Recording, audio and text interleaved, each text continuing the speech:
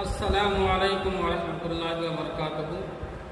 میں میت کے سلسلے میں کچھ بات عرض کر رہا ہوں۔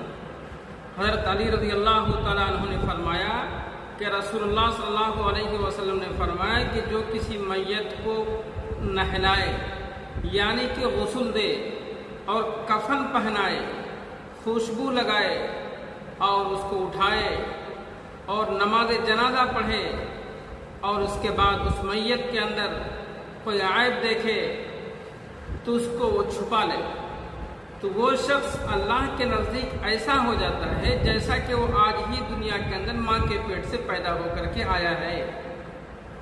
لیکن ایسا کرنے والے چند ہی لوگ ہیں میرے دوست، ورنہ دیکھا یہ گیا ہے باپ کا جنازہ ہو، ماں کا جنازہ ہو یا کسی اور کا جنازہ ہو، رکھا ہوا ہے، 2-2 3-3 گھنٹے گزر جاتے ہیں مگر وہ میت کا کپڑا تک بیٹا بدلتا نہیں ہے، انتظار میں ہے کہ مؤذن صاحب آئے یا امام صاحب آئے، وہ بدلیں گے۔ ہم کیوں نہیں بدلیں گے؟ ہمیں گھن آ رہی ہے۔ دنیا کے اندر تو ہم نے ان سے نفرت کی ہے، مگر مرنے کے بعد بھی ماں باپ سے نفرت، یہ ظلم ہے میرے دوستو۔ دنیا کے اندر اگر آپ نے اس کے ساتھ اچھا برتاؤ نہیں کیا ہے تو خدا را مرنے کے بعد کم سے کم اس کے ساتھ اچھا برتاؤ کیجئے، اس کو نہلائیے، ان کے کپڑے گندے ہیں تو ان کو بدلیے، ان کو غسل دیجئے، کفن دیجئے، خوشبو لگائیے، اس کو اٹھا کے نماز جنازہ کے لیے لے کے جائیے۔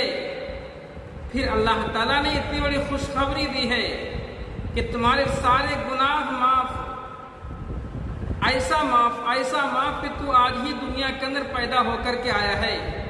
خدا را بڑے ہی ادب سے، بڑے افسوس سے میں یہ عرض کر رہا ہوں، کسی میت کے ساتھ ایسا نہ کریں، اس لیے کل آپ کو بھی جانا ہے۔ ساری زندگی دنیا کے اندر آپ رہنے کے لیے نہیں آئے ہیں، آپ ایک دن جائیں گے۔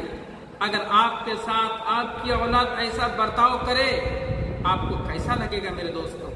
سوچو ذرا، دل پہ ذرا ہاتھ رکھ کے سوچو کہ جس ماں باپ نے 9 مہینہ پیٹ کے اندر رکھا اور ہمارے لیے کتنی پریشانیاں جھیلی، آج ان کا کفن ہم نہیں بدل رہے ہیں، ان کا کپڑا ہم نہیں بدل رہے ہیں، ان کو غسل نہیں دے رہے ہیں، ان کو عطر اور خوشبو نہیں لگا دے رہے ہیں۔ اللہ معاف کرے میرے دوستو، لیکن ضرور خیال رکھیے۔